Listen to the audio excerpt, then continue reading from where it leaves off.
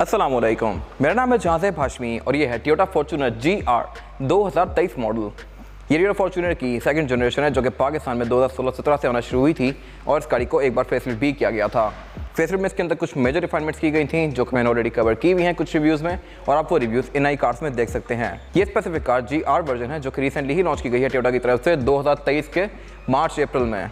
और ये गाड़ी कंपैरेटिवली लेजेंडर से भी डिफरेंट है। लेजेंडर से पहले टॉप ऑफ लाइन आती थी, अब ये गाड़ी टॉप ऑफ लाइन है और इसमें जो चेंजेस किए गए हैं वो है इस गाड़ी के रिम्स, इसमें कुछ GR की बैजिंग दी गई है, इसके इंटीरियर में छोटे मोटे चेंजेस किए गए हैं और इसके अलावा फॉर्च्यूनर GR में सस्पेंशन भी अपग्रेड किया गया है जो कि मैं सारा कुछ अभी कवर करूँगा इस रिव्यू के अंदर।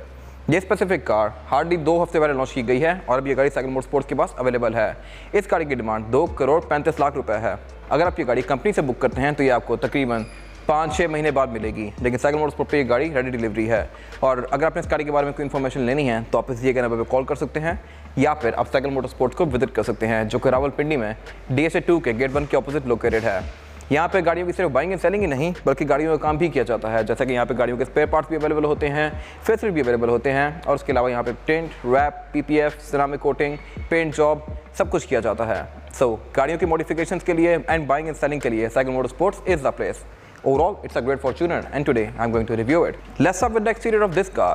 ये टोयोटा फॉर्च्यूनर GR का फ्रंट लुक है जो कि कंपैरेटिवली सिंपल फॉर्च्यूनर या लेजेंडर से थोड़ा सा डिफरेंट है। इस तरह से कि इस गाड़ी का जो बम्पर है इसमें फॉग लैंप का डिज़ाइन डिफरेंट आता है और इसके अलावा इसमें एक GR का बैज दिया गया है जो कि डेफिनेटली लेजेंडर या किसी और फॉर्च्यूनर में नहीं आता। फ्रंट पे कोई मेजर चेंजेस नहीं किए गए। सिंपल फॉर्च्यूनर से ये गाड़ी बहुत डिफरेंट है लेकिन लेजेंडर से ये गाड़ी काफ़ी हद तक मिलती जुलती ही है। और इस गाड़ी का जो ये फ्रंट लोगो है ये प्रिंटेड है, इसमें कोई रडार वगैरह नहीं आता, जस्ट ये प्रिंटेड दिया गया है फ्रंट पे भी और बैक पे भी। देखने में लगता है कि ये रडार होगा लेकिन ऐसा नहीं है। और उसके अलावा इस गाड़ी के फ्रंट पे पार्किंग सेंसर्स भी आते हैं जो कि मेरे ख्याल से एक बड़ी मज़े की चीज़ है।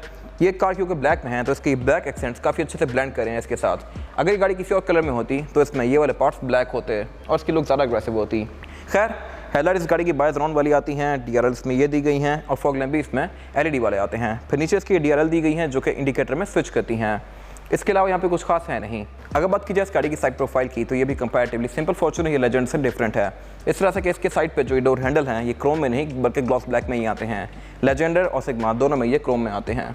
इसके अलावा इस गाड़ी की साइड मेरे बॉडी कलर में है, इनमें इंडिकेटर दिए गए हैं। इसके अलावा यहाँ पे कोई खास चेंजेस नहीं है लेकिन जो एक मेन डिफरेंस है वो इस गाड़ी के व्हील्स का है। इस गाड़ी में व्हील्स डिफरेंट डिज़ाइन में आते हैं लेकिन साइज इनका सेम ही है। और उसके अलावा GR के अंदर इसके जो ब्रेक कैलिपर्स हैं ये रेड में आते हैं। GR या TRD में यूजुअली इस तरह के ब्रेक कैलिपर्स आते हैं जो कि अलग कलर में होते हैं और उस पर GR की बैचिंग भी दी गई है जो कि मैं इन डेप्थ कवर करूँगा अभी आगे। इसके अलावा इसके जो व्हील आर्चेस हैं ये भी बॉडी कलर में ही हैं। इसके अलावा इस गाड़ी में सॉफ्ट क्लोज भी आता है, यानी कि मैं इसको यहीं से लॉक या लॉक कर सकता हूँ लाइक दिस। और इसके अलावा इस गाड़ी के साइड मिरर भी ऑटो के फीचर के साथ आते हैं, यानी कि ये डोर से लॉक या लॉक करने के साथ साथ फोल्ड और अनफोल्ड होते हैं। इसके अलावा इस गाड़ी में ऊपर रूफ रेल्स दी गई हैं, क्वार्टर ग्लास आते हैं और ये फॉर्च्यूनर की आइकॉनिक क्रोम की फ्रिल जिसमें कर्व आता है ये फॉर्च्यूनर की के ऊपर बनी हुई आती है। इसके अलावा यहाँ पे कुछ खास है नहीं। और अगर बात की जाए इस गाड़ी के रेयर लुक की तो ये मोर और लेस लेजेंडर जैसा ही है। GR में जस्ट बैक पे ये GR का बैच दिया गया है और इसके अलावा इसका जो रेयर बम्पर है इसका डिज़ाइन कंपैरेटिवली थोड़ा सा डिफरेंट आता है। इसमें जो डिफ्यूज़र दिए गए हैं इसकी शेप डिफरेंट है। बाकी बैक पे यहाँ पे पार्किंग सेंसर्स भी आते हैं और इस गाड़ी का टेल गेट भी ऑटोमेटिक आता है, यानी कि मैं इसको बटन से भी अनलॉक कर सकता हूँ और की फॉब से भी अनलॉक कर सकता हूँ। ये trunk all the way up जाता है क्योंकि डेफिनेटली इलेक्ट्रॉनिक आता है। और इसके अलावा ये इस गाड़ी की ट्रंक कैपेसिटी, ये गाड़ी 7 सीटर है तो इसमें थर्ड डोर सीट्स भी आती हैं जिनको अनफोल्ड करके आप यहाँ पे 2 लोग बिठा सकते हैं और फोल्ड करके आप इस गाड़ी की ट्रंक कैपेसिटी को और भी ज़्यादा स्पेशियस बना सकते हैं। प्लस इस गाड़ी के जो सेकंड डोर सीट्स हैं ये भी फोल्ड होती हैं। इसके अलावा इस गाड़ी का टेलगेट क्योंकि ऑटोमेटिक है तो ये बहुत ऊपर तक जाता है। अगर आपने इसकी हाइट को एडजस्ट करना है तो उसका तरीका यह है कि आप इस गाड़ी के टेलगेट को खुद नीचे लेके आएंगे और इसके बटन को अगर आप दबा के रखेंगे तो इसकी भी न्यू हाइट सेट हो गई है। अब ये उतना ही ओपन होगा जितना मैंने सेट किया है, आप देख सकते हैं।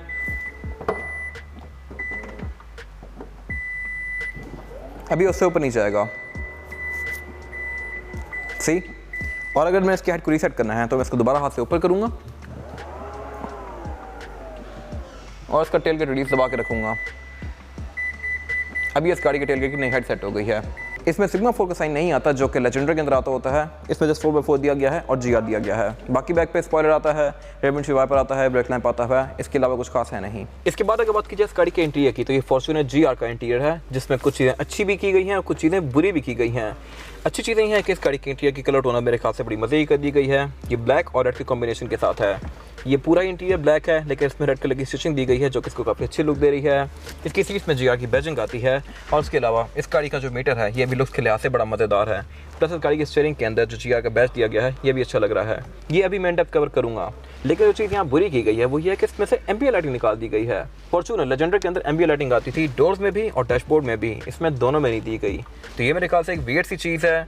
Being a top of line variant इस गाड़ी में वो चीज़ें कंटिन्यू करनी चाहिए थी, बट टोयोटा ने नहीं दी।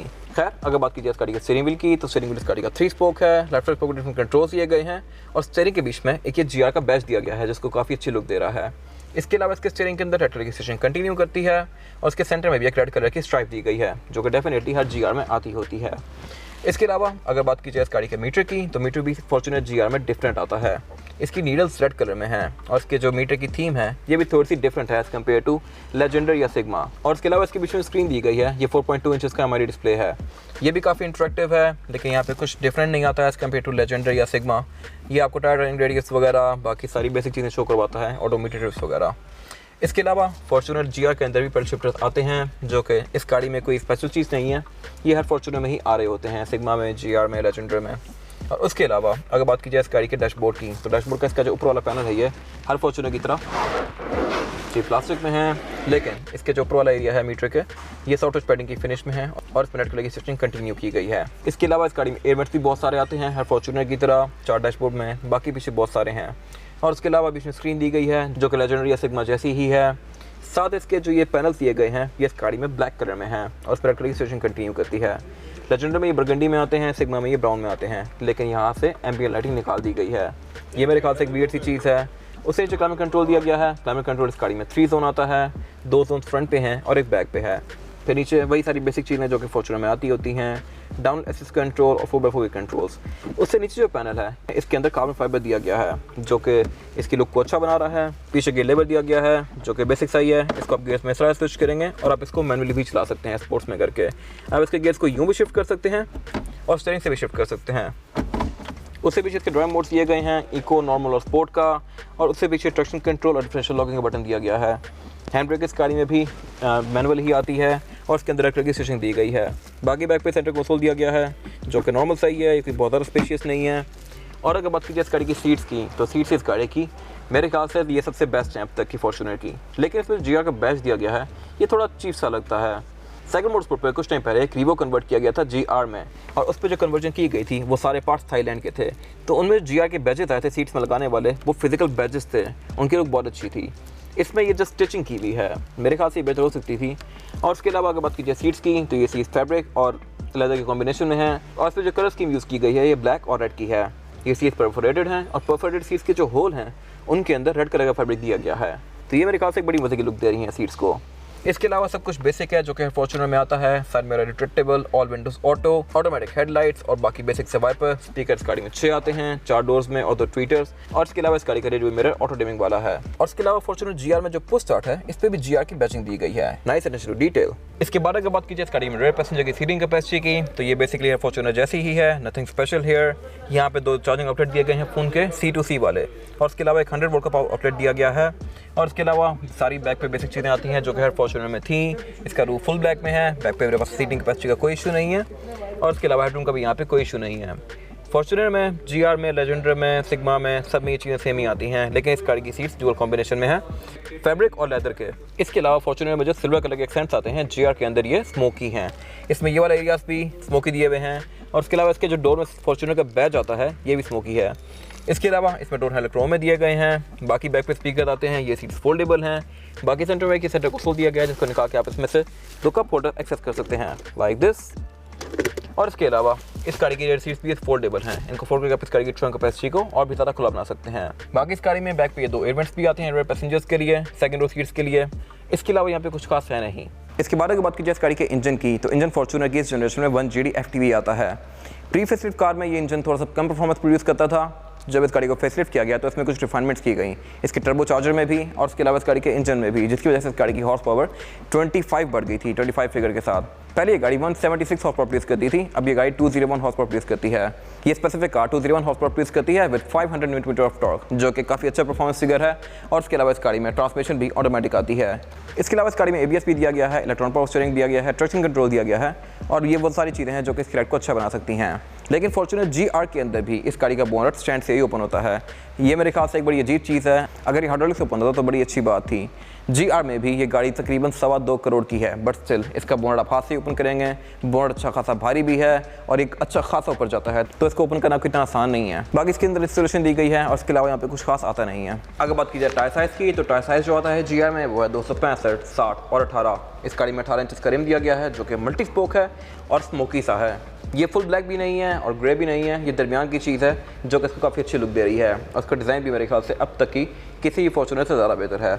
इसके अलावा इस गाड़ी में जो टायर आता है ये हर फॉर्च्यूनर जैसा ही है, डनलॉप, ग्रैंड ट्रैक। इसके अलावा यहाँ पर जो एक और डिफरेंस है वो ये है कि इस गाड़ी के जो ब्रेक कैलिपर्स हैं ये रेड में आते हैं और इन पर GR की बैचिंग दी गई है।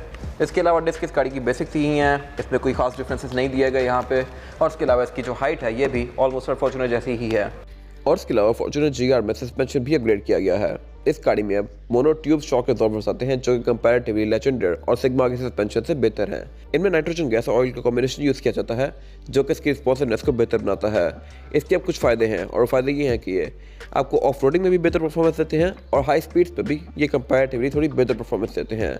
इसकी कॉर्नरिंग वगैरह भी इससे थोड़ी बेहतर हो जाएगी। ये इस गाड़ी की फिजिकल की है। फ्रंट पे इसमें लॉक, अनलॉक, ट्रंक रिलीज और पैनिक बटन आता है। और इसकी ओवरऑल फील जो है ये ऑलमोस्ट फॉर्च्यूनर जैसी ही है, लेकिन जैसे इसके बैक पे ये GR की बैचिंग दी गई है, जो कि इसकी लुक को अच्छा बना रहा है।